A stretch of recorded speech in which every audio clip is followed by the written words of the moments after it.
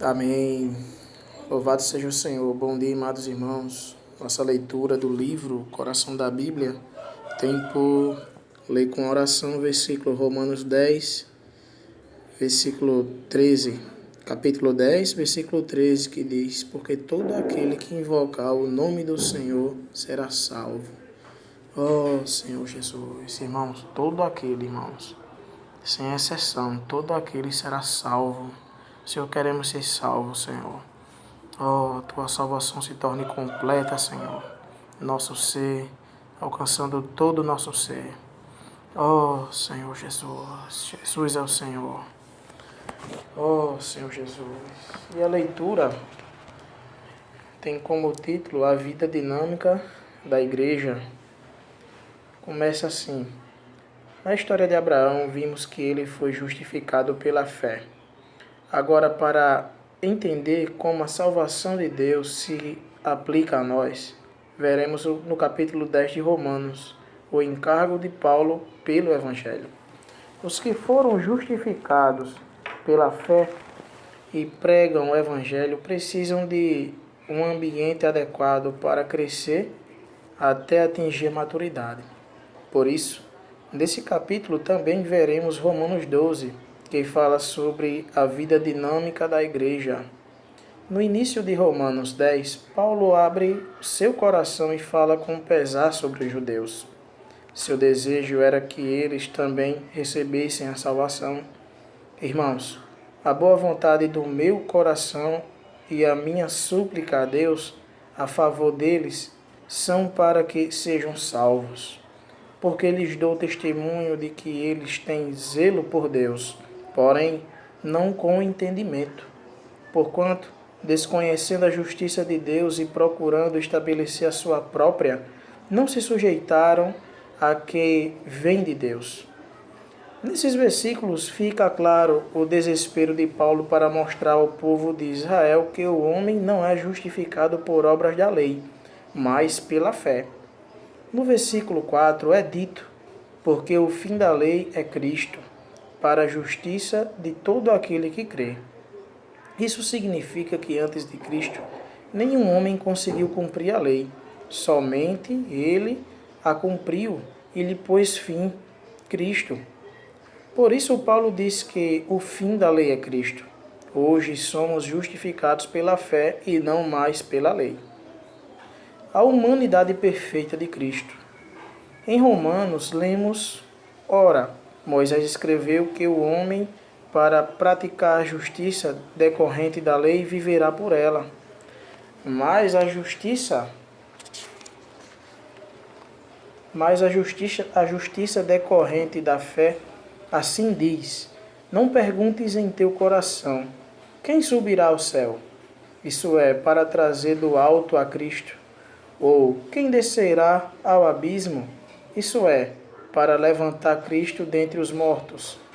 Nesses versículos vemos a encarnação de Cristo, seu viver humano, sua morte, sua ressurreição e, por fim, sua ascensão.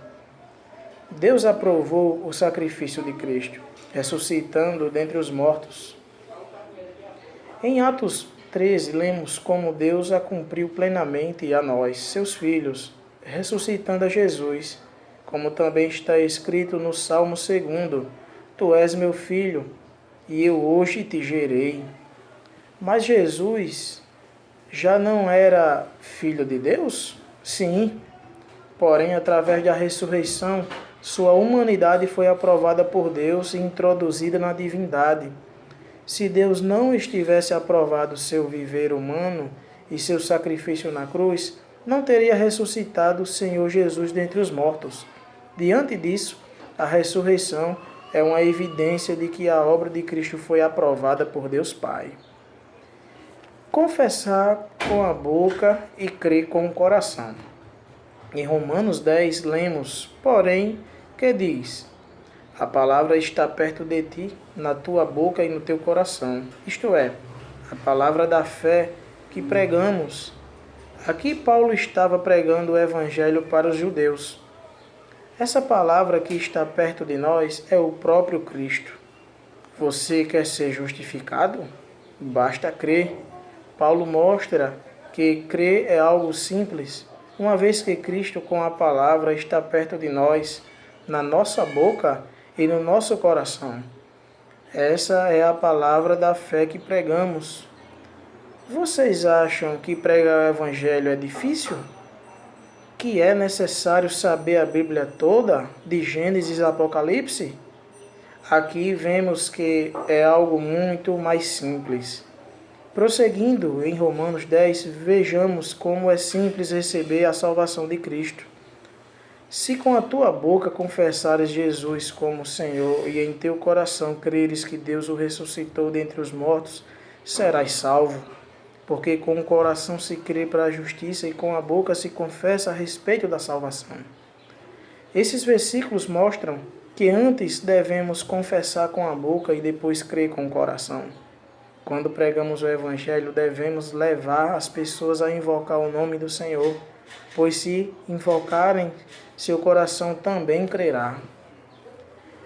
Invocar o nome do Senhor, salvação e riqueza. Os versículos a seguir mostram o caminho prático para sermos salvos e enriquecidos espiritualmente. Porquanto a Escritura diz, todo aquele que nele crê não será confundido, pois não há distinção entre judeus e gregos, uma vez que o mesmo é o Senhor de todos, rico para com todos os que o invocam. Quando invocamos o nome do Senhor, recebemos a salvação e somos introduzidos em uma nova família, a igreja. Nessa família não importa a raça, a classe ou a condição, uma vez que Cristo é o Senhor de todos, rico para com todos os que o invocam. Quanto mais você o invoca, mais rico ele se torna. Você não precisa buscar desfrute, alegria e felicidade no mundo, pois tudo isso está nesse nome. O nome do Senhor Jesus está acima de todas as coisas e podemos invocá-lo em toda e qualquer situação. Veremos agora alguns versículos sobre invocar o nome do Senhor. Leiamos Deuteronômio 4:7. Pois que grande nação há que tenha deuses tão chegados a si como o Senhor, nosso Deus? Todas as vezes que o invocamos, quando invocamos o nome do Senhor, ele se achega a nós. Leiamos também Salmo 86:5. Pois tu, Senhor, és bom e compassivo, abundante em benignidade para com todos os que o invocam. Podemos desfrutar as riquezas de Cristo invocando esse precioso nome. O Senhor é bom, compassivo e abundante em benignidade para com todos os que o invocam. Continuando, porque inclinou para mim os seus ouvidos, invocá-lo-ei enquanto eu viver. Então invoquei o nome do Senhor. Ó Senhor, livra minha alma. Tomarei o cálice da salvação e invocarei o nome do Senhor. Querido leitor, nos momentos de angústia e tristeza devemos invocar o nome do Senhor. Igualmente, quando estamos alegres, devemos invocar. Vós, com alegria, tirareis água das fontes da salvação. Direis naquele dia, dai graças ao Senhor, invocai o seu nome e tornai manifestos os seus feitos. Entre os povos, relembrai que é excelso o seu nome. Em Atos 7, lemos, e apedrejavam Estevão, que invocava e dizia, Senhor Jesus, recebe o meu espírito. Então, ajoelhando-se, clamou em alta voz, Senhor, não lhe imputes esse pecado. Com estas palavras adormeceu.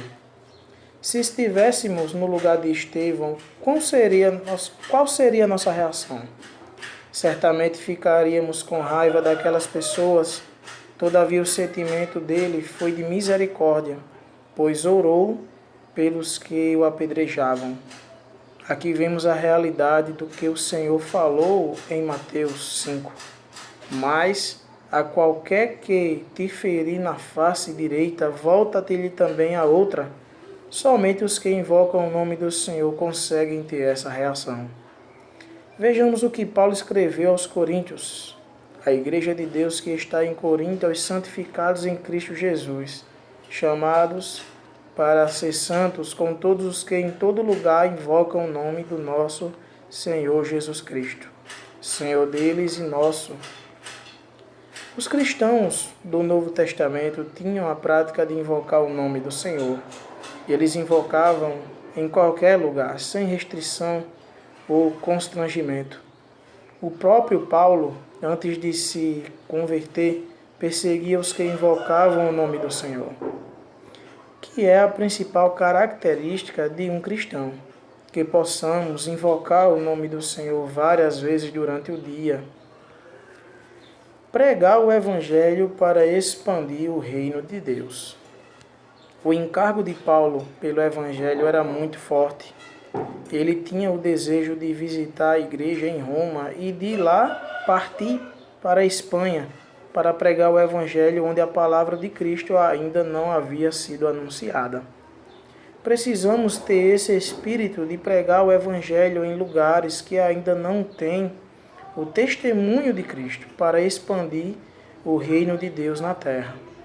Em Lucas, lemos, então lhes deram o livro do profeta Isaías, e abrindo o livro achou o lugar onde estava escrito: O Espírito do Senhor está sobre mim, pelo que me ungiu para evangelizar os pobres, enviou-me para proclamar libertação aos cativos e restauração das vistas aos cegos, para pôr em liberdade os oprimidos e apregoar o ano aceitável ao Senhor.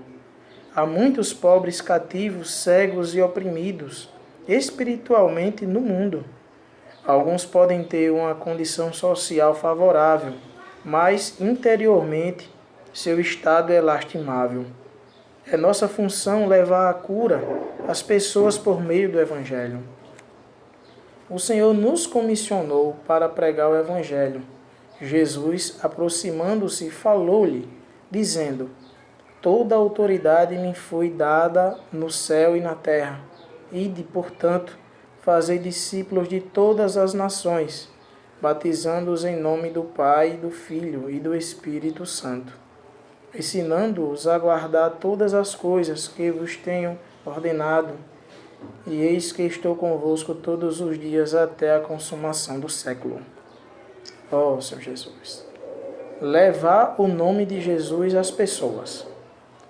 Se lermos atentamente os versículos de Romanos 10, veremos que o encargo de Paulo era levar o nome do Senhor a todas as pessoas, inclusive aos judeus. Como vimos, toda vez que invocamos o nome do Senhor, desfrutamos de suas riquezas. Contudo, essas riquezas não são apenas para nosso desfrute pessoal. Precisamos pregar o Evangelho levando esse nome a todos. As pessoas estão esperando por nós. Como, porém, invocarão aquele que não creram? E como crerão naquele de que nada ouviram? E como ouvirão se não há quem pregue? E como pregarão se não forem enviados?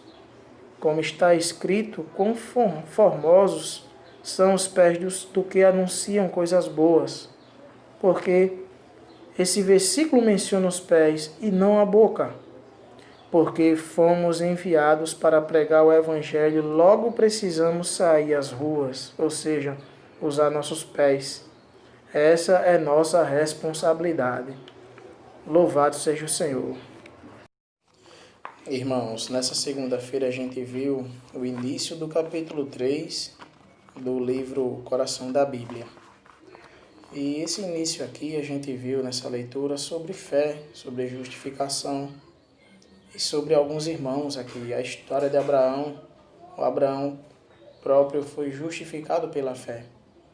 E no decorrer da leitura a gente vê o coração de Paulo sendo aberto aqui. Assim, ele, a partir do capítulo 10 de Romanos, ele falou sobre os judeus e sobre seu encargo pelo Evangelho.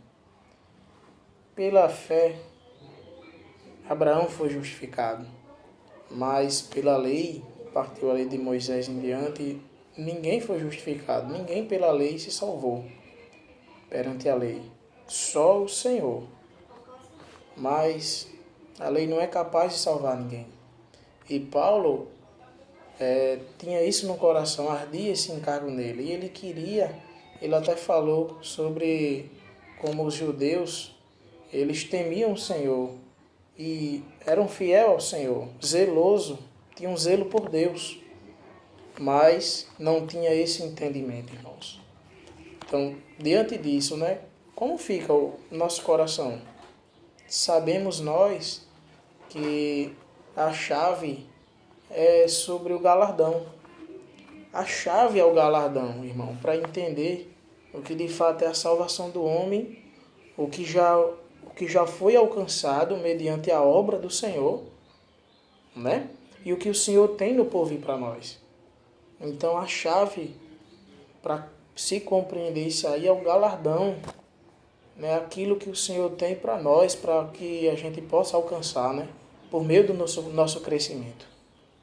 Mas do lago de fogo, nós já fomos, já mudou nosso destino, a obra do Senhor por meio do crer.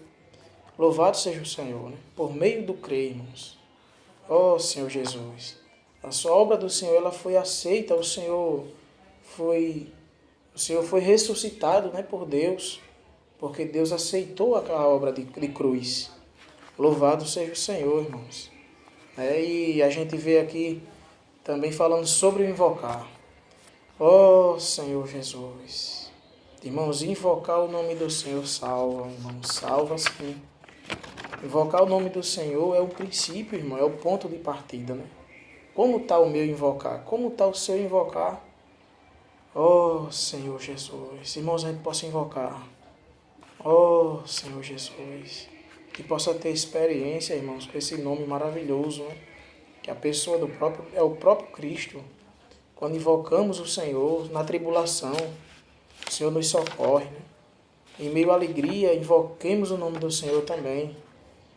Oh, Senhor Jesus. Irmãos, que possamos praticar aquilo que é simples, né? Que o Senhor nos ensinou. Praticar o início, né? Invocar o nome do Senhor.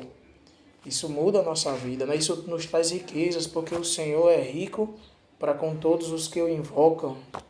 Oh, Senhor Jesus. Você já invocou quantas vezes hoje, irmão? Oh, Senhor Jesus. Nós possamos estar invocando o nome do Senhor, buscando essa riqueza, né?